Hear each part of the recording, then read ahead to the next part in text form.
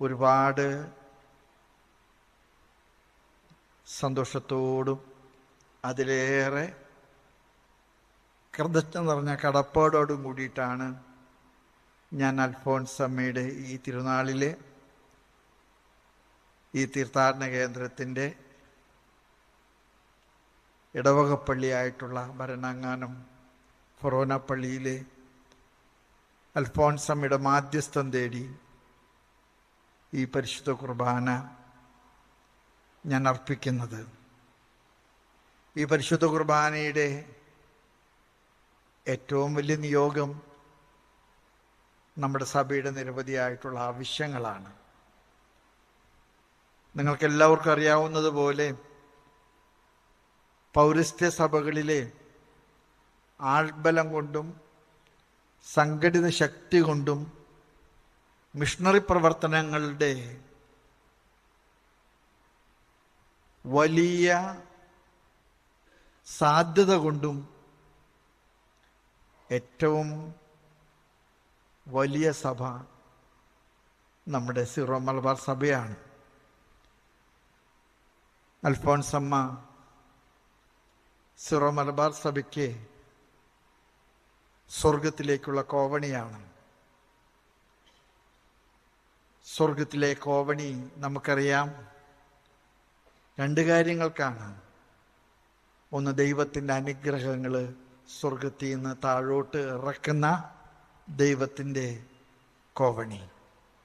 രണ്ട്, നമ്മുടെ കണ്ണുനീരും പ്രാർത്ഥനകളും സ്വർഗത്തിലേക്ക് കയറ്റുന്ന ദൈവത്തിൻ്റെ കോവണി.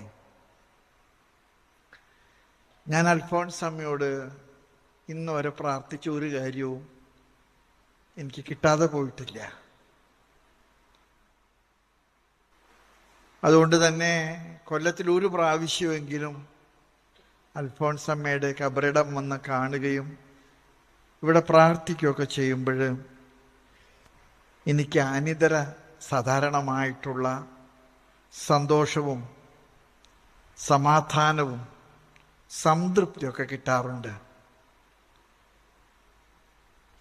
അൽഫോൻസമ്മ നമ്മുടെ സ്വർഗത്തിലെ ഏറ്റവും വലിയ ശക്തിയാണ്. അൽഫോൻസമ്മയോട് നിങ്ങൾ പറഞ്ഞാൽ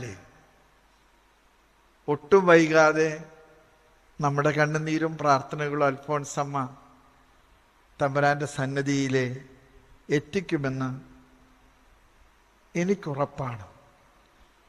ഞാൻ ചോദിച്ചിട്ടുള്ള ഒരു കാര്യവും എനിക്ക് ഇതുവരെ കിട്ടാതെ പോയിട്ടില്ല.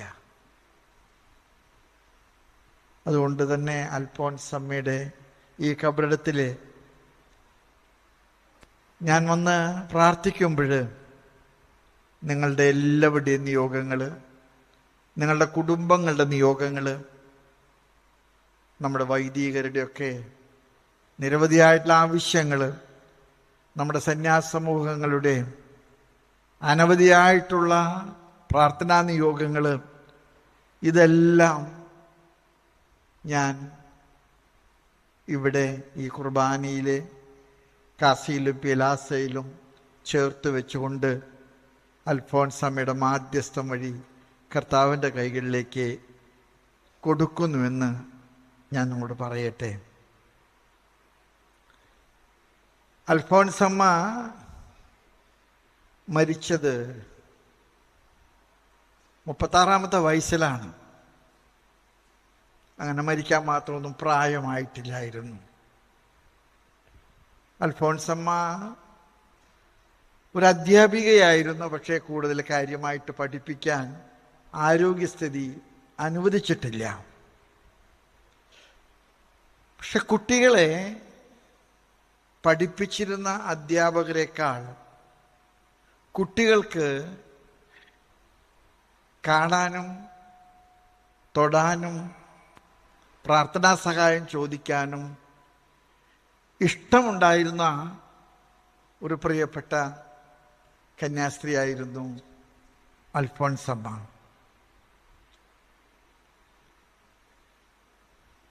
അൽഫോൻസമ്മയ്ക്ക് വീട്ടുകാർ കൊടുത്ത നല്ല മിടുക്കമുള്ള നല്ല സൗന്ദര്യമുള്ളൊരു പേരുണ്ട്.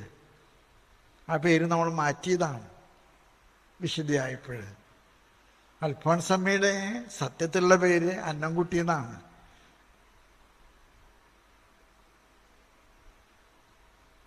ഞാൻ ആ പേരിന് ഒരുപാട് അർത്ഥമുണ്ട്. അൽഫോൻസമ്മ മരിക്കുമ്പോഴും കൊച്ചു ത്രേസ്യയെ പോലെ കുട്ടിത്തത്തിൻ്റെ നൈർമല്യവും വിശുദ്ധിയും അൽഫോൻസമ്മ കാത്തു സൂക്ഷിച്ചിട്ടുണ്ട്. അന്നംകുട്ടി. അൽഫോൻസമ്മയുടെ മരണത്തിലെ അൽഫോൻസമ്മയുടെ ശവസംസ്കാര കർമ്മത്തിലെ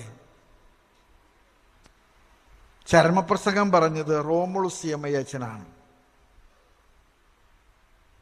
അദ്ദേഹം പ്രസംഗമധ്യേ പറഞ്ഞു, നമ്മളൊരു പാവപ്പെട്ട കന്യാസ്ത്രീയുടെ മൃതസംസ്കാരത്തിൽ സംബന്ധിക്കുകയാണ്. പക്ഷെ കാലം കാത്തുവച്ചിരിക്കുന്ന ഒരു വലിയ സ്വപ്നമുണ്ട്. ഈ പാവപ്പെട്ട കന്യാസ്ത്രീ നമ്മുടെ സഭയിലെ അൾത്താരിയിൽ വണങ്ങപ്പെടുന്ന ഒരു വിശുദ്ധിയായിട്ട് തീരും. റോമുളസച്ചൻ എത്ര ഭാഗ്യവാനാണ്! എത്ര പ്രവാചകതുല്യമായിട്ടാണ് അദ്ദേഹം പറഞ്ഞത്. ഇന്ന് ആരും അറിയപ്പെടാതെ ഇവിടെ നടക്കുന്ന ശവസംസ്കാരം. ഞാനിങ്ങനെ ചിലപ്പോൾ വിചാരിക്കും, ചിലപ്പോഴൊക്കെ സഭയ്ക്ക് ദൈവം നൽകുന്ന ഒരു അനുഗ്രഹമുണ്ട്. എന്താണെന്നറിയാമോ? അന്ന് ക്ലേരമടക്കാർക്ക് ഈ അമ്മയെ കുഴിച്ചിടാൻ കല്ലറയില്ലായിരുന്നു. ഫൊറോനാപ്പള്ളിയിലെ കല്ലറ പണിതിട്ടുണ്ടായിരുന്നു. അതുകൊണ്ട് വീണ് കിട്ടിയ ഒരു സൗഭാഗ്യമാണ് ഈ ഫൊറോനാപ്പള്ളിക്ക് അൽഫോൻസായുടെ കബറിടം ഇവിടെ സാധിച്ചിരുന്നുവെങ്കിൽ ഇവിടെ കിട്ടിയത്. അല്ലെങ്കിൽ നമ്മളിപ്പോൾ റോഡ് ക്രോസ് ചെയ്ത് അപ്പുറത്ത് മഠത്തിലോട്ട് പോകേണ്ടി വരുമായിരുന്നേനെ. അതിൽ അവർക്ക് സങ്കടമൊന്നുമില്ല കേട്ടാ, അവർക്ക് സന്തോഷം മാത്രമേ ഉള്ളൂ. കാരണം ഇവിടുത്തെ എല്ലാ കാര്യങ്ങളും ഞാൻ ശ്രദ്ധിക്കാറുണ്ട്. അവരാണ് എല്ലാ കാര്യത്തിലും മുന്നിൽ നിന്ന് നേതൃത്വം നൽകുന്നത്. അൽഫോൻസമ്മ കന്യാസ്ത്രീയാകാൻ പോകണമെന്ന് പറഞ്ഞപ്പോൾ, നിങ്ങൾക്കറിയാം അൽഫോൻസമ്മയുടെ അമ്മ മരിച്ചു പോയിരുന്നു. അൽഫോൻസമ്മയുടെ അമ്മയുടെ സഹോദരിയാണ് അൽഫോൻസയെ വളർത്തിയത്. മോളെ, നീ എന്താണ് ചെയ്യാൻ പോകുന്നത്? എന്തിനാ നീ കന്യാസ്ത്രീയാകാൻ പോകുന്നത് എന്ന് ചോദിച്ചത്രേ. ആ ചോദ്യത്തിന് കൊടുത്ത മറുപടി എൻ്റെ മനസ്സിലെ അൽഫോൻസമ്മയുടെ വലിയ ദൂരക്കാഴ്ചയ്ക്ക് ഏറ്റവും വലിയ അടയാളമാണ്. അൽഫോൻസമ്മ അമ്മയുടെ സഹോദരിയോട് പറഞ്ഞു, വല്യമ്മച്ചി, ഞാൻ മഠത്തിൽ പോകുന്നത് ഒരു വിശുദ്ധയാകാനാണ്. അത്ര മനോഹരമായിട്ടുള്ള ഒരു പ്രയോഗമാണ്. ഞാൻ മഠത്തിൽ പോകുന്നത് ഒരു വിശുദ്ധയാകാനാണ്. അത് വച്ചിട്ടാണ് റോമുളുസച്ചൻ അൽഫോൻസമ്മ മരിച്ചപ്പോൾ എല്ലാവർക്കും സങ്കടമായിരുന്നു. വളരെ ചെറുപ്പമായൊരു കന്യാസ്ത്രീ, വളരെ സാധ്യതയുള്ളൊരു കന്യാസ്ത്രീ മരിച്ചപ്പോഴെല്ലാവരും കണ്ണുനീരും കരച്ചിലും സങ്കടവും പ്രലാപവുമായിരുന്നപ്പോഴും റോമുളുസച്ചൻ അന്ന് പറഞ്ഞു, നിങ്ങൾ കരയരുത്, ഇത് കണ്ണുനീരെ ദൈവം സ്വർഗത്തിൽ നിന്ന് അനുഗ്രഹത്തിന്റെ മഴയാക്കി മാറ്റും. റോമുളുസച്ചന്റെ പ്രഖ്യാപനം അല്ലെങ്കിൽ പ്രവചനം എത്ര മനോഹരമായിരുന്നു.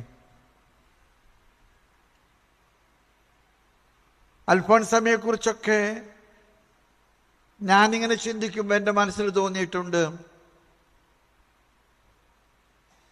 സഭയുടെ പ്രേക്ഷിത പ്രവർത്തനങ്ങളുടെ മുഴുവൻ സ്വർഗീയ മധ്യസ്ഥയായിട്ടുള്ള ലിസ്യുവിലെ കൊച്ചു ത്രേസ്യയുടെ ഒരു പകർപ്പാണ് വിശുദ്ധിയായ അൽഫോൻസ. ഞാനതുകൊണ്ട് പറയും, കേരളത്തിലെ സിറോ മലബാർ സഭയുടെ അല്ലെങ്കിൽ ഭാരതത്തിലെ കത്തോലിക്ക സഭയുടെ ലിസ്യു ആണ് ഭരണങ്ങാനം. ആ ലിസ്യുവിലെ വിശുദ്ധ കൊച്ചുത്രേസ്യയ്ക്ക് പകരക്കാരത്തിയാണ് വിശുദ്ധയായ അൽഫോൺസമ്മ. അൽഫോൺസമ്മയുടെ സങ്കടങ്ങളിലെ, അൽഫോൺസമ്മയുടെ ബുദ്ധിമുട്ടുകളിലെ, അൽഫോൺസ നേരിട്ട വലിയ വെല്ലുവിളികളുടെ നടുവിലെ അൽഫോൺസമ്മ ചൊല്ലിയിരുന്ന ഒരു സുഹൃത ജപമുണ്ട്. ഞാൻ ആ സുഹൃത ജപം ഒന്ന് ഓർത്ത് പറയാണ്. എൻ്റെ ഈശോയെ, നിന്റെ ഹൃദയത്തിലെ മുറിവുകളിൽ എന്നെ നീ ഒളിപ്പിക്കണമേ. അത്ര മനോഹരമായിട്ടുള്ളൊരു പ്രാർത്ഥനയാണിത്. സങ്കടങ്ങളുടെ നടുവിലെ, സംഘർഷങ്ങളുടെ നടുവിലെ, മനസ്സ് വേദനിക്കുമ്പോഴൊക്കെ അൽഫോൺസ അമ്മ ചൊല്ലിയ മനോഹരമായിട്ടുള്ള പ്രാർത്ഥന. ഈ പ്രാർത്ഥന ഞാനും പലപ്പോഴും ജീവിതത്തിൽ അൽഫോൺസമ്മയുടെ കടമെടുത്ത് പ്രാർത്ഥിക്കാറുണ്ട്. ഈശോയെ, നിന്റെ തിരുഹൃദയത്തിൻ്റെ തിരുമുറിവിൽ എന്നെ നീ ഒളിപ്പിക്കണമേ. റോമാക്കാർക്ക് എഴുതിയ ലേഖനത്തിലെ 5-ാമത്തെ അധ്യായത്തിൽ 3 തുടങ്ങി 23 തുടങ്ങി 5 വരെയുള്ള വചനങ്ങൾ വളരെ മനോഹരമായിട്ട് എനിക്ക് തോന്നിയിട്ടുണ്ട്. നമ്മുടെ സഹനങ്ങളിൽ നമ്മെ ഉപേക്ഷിക്കുന്ന ഒരു ദൈവമല്ല. നമ്മുടെ സഹനങ്ങൾ കർത്താവ് ഇറങ്ങി വരുന്ന പന്തക്കുസ്തായുടെ കോവണിയാണ്. ഇത്ര മനോഹരമായിട്ടുള്ളൊരു ചിന്തയാണ്. എന്നെ കേൾക്കുന്ന നിങ്ങൾ എന്നൊക്കെ സങ്കടങ്ങളിലൂടെയും സംഘർഷങ്ങളിലൂടെയും ഒറ്റപ്പെടലിലൂടെയും കടന്നു പോകുന്നുണ്ടോ? നിങ്ങൾ ഓർമ്മിക്കണം, യഹൂദന്മാരെ ഭയപ്പെട്ട് പുറത്തിറങ്ങാൻ കഴിയാതെ സിയോൻ മാളികയിലെ ഒളിച്ചിരുന്ന ശിഷ്യന്മാരുടെ നടുവിലേക്കാണ് കർത്താവിൻ്റെ പന്തക്കുസ്ത ഇറങ്ങിയത്.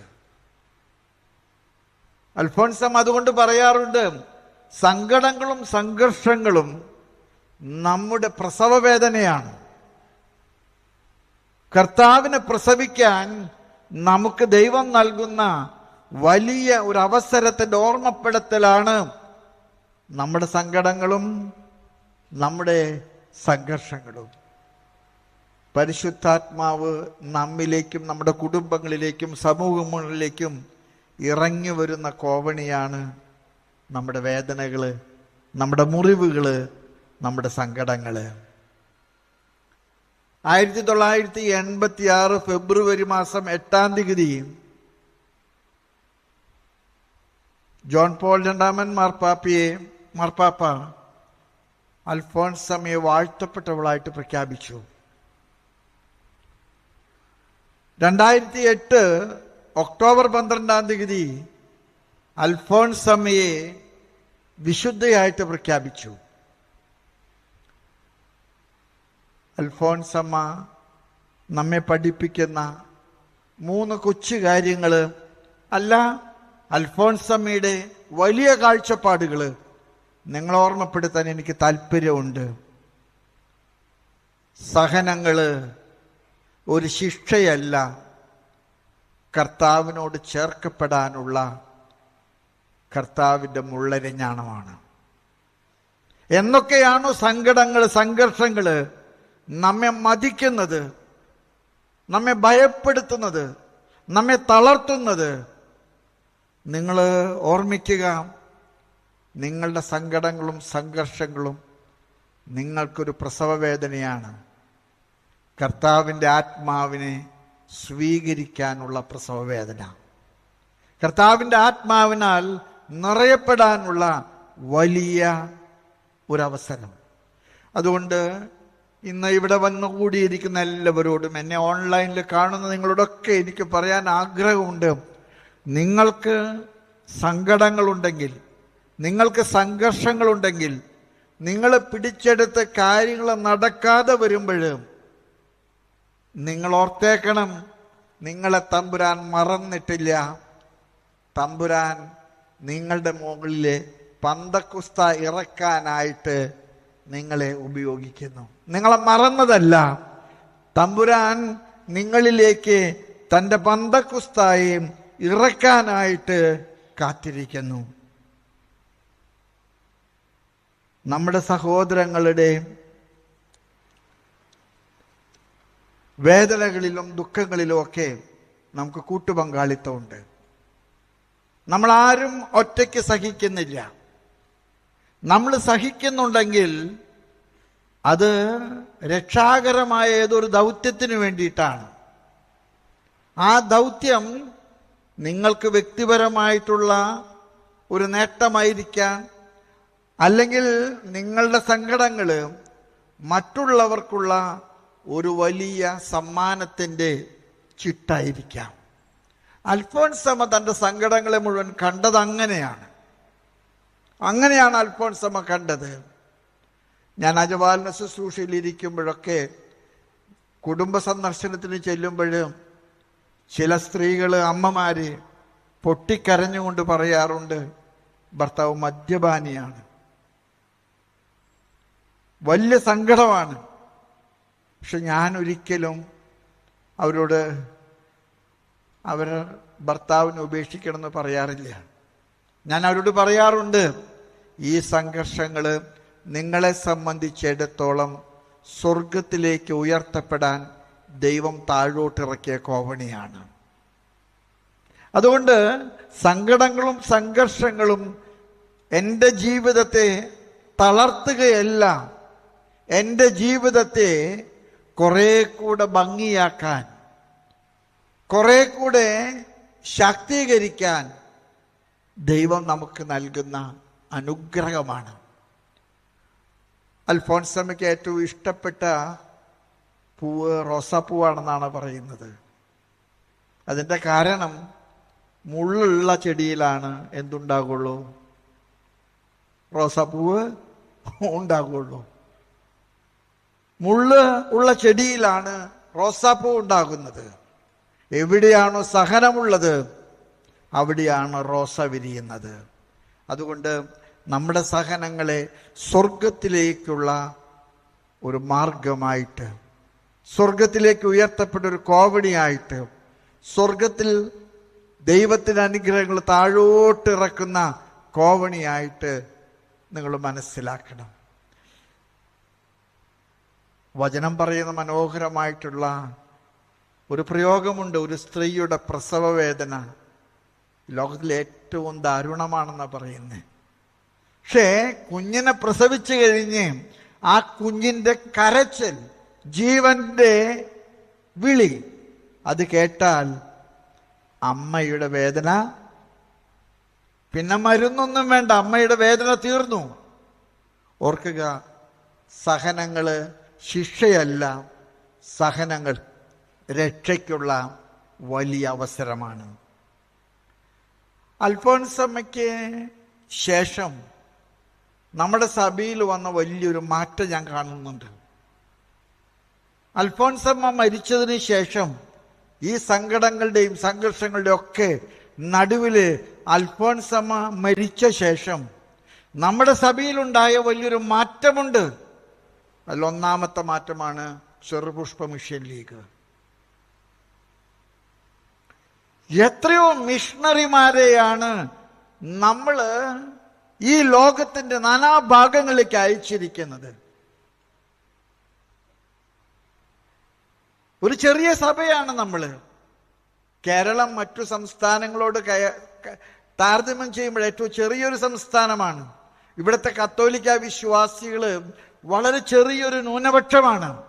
പക്ഷെ നമ്മളോളം മിഷണറിമാരെ ലോകത്തിന്റെ നാനാഭാഗത്തേക്കും അയച്ചിട്ടുള്ള മറ്റൊരു സഭയില്ല.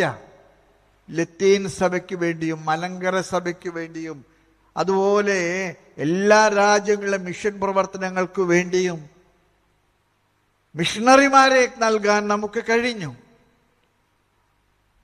അതുകൊണ്ട് തന്നെയാണ് അൽഫോൻസമ്മ പറയുന്നത്, മുള്ളുകൾ ഉള്ളിടത്താണ് മനോഹരമായിട്ടുള്ള റോസാപുഷ്പം വിരിയുന്നത്. കണ്ണുനീരുള്ളിടത്ത്, സങ്കടമുള്ളിടത്ത്, സംഘർഷമുള്ളിടത്ത്, ബുദ്ധിമുട്ടുള്ളിടത്ത് നിങ്ങൾ വിചാരിക്കും ദൈവം നിങ്ങളെ മറന്നെന്ന്, നിങ്ങൾ വിചാരിക്കും ദൈവം നിങ്ങളെ ഉപേക്ഷിച്ചെന്ന്. അല്ല, അതൊരമ്മയുടെ ഉദരത്തിലെ ശിശു പുറത്തു വരാനായിട്ട് അമ്മ അനുഭവിക്കുന്ന പ്രസവ വേദനയ്ക്ക് തുല്യമായിട്ട് നിങ്ങൾ കാണുക. നമ്മുടെ പ്രേക്ഷിത പ്രവർത്തനങ്ങൾ കുറേ കൂടെ ഊർജ്ജസ്വലപ്പെടുത്തേണ്ടതുണ്ട്. ഞാനിങ്ങനെ നിങ്ങളോടൊക്കെ പറയാൻ ആഗ്രഹിക്കുകയാണ്, പാലാരൂപതയിൽ നിന്ന് എന്തുമാത്രം ദൈവവിളികളുണ്ടായി. ആ ദൈവവിളികൾ എന്തുമാത്രം സ്ഥലത്ത് മിഷൻ പ്രവർത്തനത്തിന് കാരണമായി. എന്നാൽ ഇന്ന് നമുക്ക് പഴയതുപോലെ ദൈവവിളികൾ ഉണ്ടാകുന്നില്ല. നമ്മുടെ മിഷൻ പ്രവർത്തനങ്ങൾക്ക് ആളുകളെ കൊടുക്കാൻ നമുക്ക് കഴിയുന്നില്ല. അൽഫോൻസാമ്മയുടെ തിരുനാൾ കൊണ്ടാടുമ്പോഴും ഞാൻ ഈ അൾത്താരയിൽ അപ്പവും വീഞ്ഞും ഉയർത്തുമ്പോൾ പ്രാർത്ഥിക്കുന്നത്, അൽഫോൻസാമ്മേ സ്വർഗത്തിൽ ഞങ്ങൾക്ക് മധ്യസ്ഥയാകണേ. ഞങ്ങളുടെ കുടുംബങ്ങളിൽ നിന്ന് ദൈവവിളികൾ ഉണ്ടാകണം. ഞങ്ങളുടെ കുടുംബങ്ങളിൽ നിന്ന് മിഷണറിമാരുണ്ടാകണം. ഞങ്ങളെല്ലായിടത്തും നിന്റെ സഭയ്ക്ക് വേണ്ടി മിഷൻ പ്രവർത്തനത്തിന് പോകാൻ, ആൾബലമുണ്ടാകാൻ, ഞങ്ങൾക്ക് അതിന് സന്മനസ്സുണ്ടാകാൻ നീ ഞങ്ങൾക്ക് വേണ്ടി സ്വർഗത്തിൽ പ്രാർത്ഥിക്കണമേ എന്ന് ഞാൻ പറയാൻ ആഗ്രഹിക്കുന്നു. അൽഫോൻസമ്മ നമുക്ക് നൽകുന്ന ഒരു വലിയ അനുഗ്രഹമുണ്ട്. എന്താണെന്നറിയാമോ? അത് നമ്മുടെ കത്തോലിക്ക വിശ്വാസം തളരാതെ തകരാതെ സൂക്ഷിക്കാൻ അമ്മ നമ്മളെ സഹായിക്കുന്നുണ്ട്. ഞാൻ ചിലപ്പോഴൊക്കെ വിചാരിക്കാറുണ്ട്, നമ്മുടെയൊക്കെ കുടുംബങ്ങളിലെ എത്രയോ മാതൃകായോഗ്യമായിട്ടുള്ള വലിയ പാരമ്പര്യങ്ങളുണ്ട്. ഞാൻ പരിശുദ്ധ പിതാവിനെ മേജർ ആർച്ച് ബിഷപ്പായിട്ട് കണ്ടപ്പോൾ മാർപ്പാപ്പ 3 കാര്യങ്ങൾ എന്നോട് പറഞ്ഞു. നമ്പർ 1, എല്ലാ ദിവസവും കുടുംബ പ്രാർത്ഥന ചൊല്ലുന്ന കുടുംബങ്ങളുള്ള ഒരു സഭയാണ് സിറോ. എല്ലാ ദിവസവും കുടുംബങ്ങൾ മുട്ടുകുത്തി ജപമാല ചൊല്ലി വിശുദ്ധ ഗ്രന്ഥം വായിച്ച് പ്രാർത്ഥിക്കുന്ന ഒരു സഭയാണ് നമ്മുടേത്. ഞാൻ എൻ്റെ വീട്ടിലൊരു അനുഭവം പറയാണ്. ദുഃഖ വെള്ളിയാഴ്ച ഞങ്ങളുടെ വീട്ടിൽ കുടുംബ പ്രാർത്ഥനയില്ല. അപ്പോൾ കാലത്ത് തുടങ്ങി രാത്രി ആവണ വരെ പള്ളിയിൽ നടന്നിട്ട് തിരിച്ചു വരുമ്പോൾ ഞാൻ അമ്മയോട് ഒരു കുസൃതി ചോദ്യം ചോദിക്കും, അമ്മ ഇന്ന് കുടുംബ പ്രാർത്ഥന വേണ്ടേ? അപ്പം അമ്മ പറയും, കർത്താവ് മരിച്ചു കിടക്കല്ലേ മോനെ, ഇന്ന് വേണ്ട. അമ്മയുടെ ഒരു താൽക്കാലികമായിട്ടുള്ള ഒരു മുട്ടുശാന്തി മറുപടിയാണ്. പക്ഷെ ഞാനൊരു കാര്യം കൂടെ പറയട്ടെ, നമ്മുടെ കുടുംബ പ്രാർത്ഥനകൾ നിങ്ങൾ മറക്കരുത്. നമ്മുടെ കുടുംബ പ്രാർത്ഥനകൾ നമുക്ക് നഷ്ടപ്പെട്ടാൽ നമ്മുടെ സഭ വേരിച്ചീച്ചലിൻ്റെ രോഗത്തിലാണ്, നമ്മൾ നിലനിൽക്കില്ല. അതുപോലെ തന്നെ നമ്മുടെ കുടുംബങ്ങളുടെ ഒരു വലിയൊരു പ്രത്യേകതയുണ്ട്. ആരോഗ്യമുണ്ടെങ്കിൽ അനുദിന ബലിക്ക് നമ്മൾ പോകും. നമ്മൾ ഞായറാഴ്ച ക്രിസ്ത്യാനികളല്ല. എല്ലാ ദിവസവും കുർബാന കാണാൻ കൊതിയോടുകൂടെ പോകുന്നവരാണ് നമ്മൾ. അനുദിന പ്രാർത്ഥന, അനുദിന ദിവ്യബലി. മൂന്നാമതായിട്ട് ഞാൻ നിങ്ങളോട് പറയാൻ ആഗ്രഹിക്കുന്നു, നമ്മുടെ സഭയുടെ ഏറ്റവും വലിയ ഒരു പ്രത്യേകത, നാട്ടിലുള്ളതിനേക്കാൾ കൂടുതൽ അച്ഛന്മാരും കന്യാസ്ത്രീകളും മിഷനിലേക്ക് പോകുന്ന ആളുകളാണ്. എത്രയോ സ്ഥലങ്ങളിലെ മിഷണറിമാരായിട്ട് നമ്മൾ പോകുന്നുണ്ട്.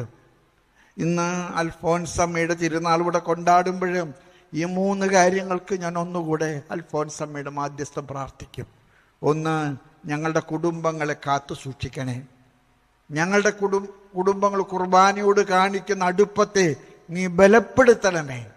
ഞങ്ങളിൽ നിന്ന് ധാരാളം ദൈവവിളികള്, വൈദിക ദൈവവിളികള്, സന്യസ്ത ദൈവവിളികള്, അൽമായ ദൈവവിളികള് ഉണ്ടാകട്ടെ. പ്രിയമുള്ളവരെ, ഇന്ന് അച്ഛന്മാരും കന്യാസ്ത്രീകളും കുറയുന്നു എന്ന് വെച്ച് നമ്മൾ പേടിക്കേണ്ട.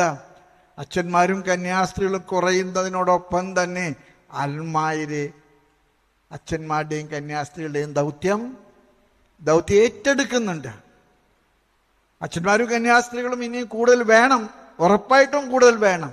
പക്ഷെ നമുക്ക് അൽഫോൻസമ്മയോട് പ്രാർത്ഥിക്കാം. ഞാൻ ഈ കുർബാന അർപ്പിക്കുന്നത് നിങ്ങൾക്ക് എല്ലാവർക്കും വേണ്ടിയിട്ടാണ്. നമ്മുടെ സഭയ്ക്ക് വേണ്ടി, നിങ്ങളുടെ എല്ലാ കുടുംബങ്ങൾക്ക് വേണ്ടി, നമ്മുടെ എല്ലാ രൂപതകൾക്ക് വേണ്ടി. നമുക്ക് 35 രൂപതകളാണ്, 13 കേരളത്തിൽ, 18 കേരളത്തിന് പുറത്ത്, ഇന്ത്യക്ക് അകത്ത് 4 ഔട്ട്സൈഡ് ഇന്ത്യ.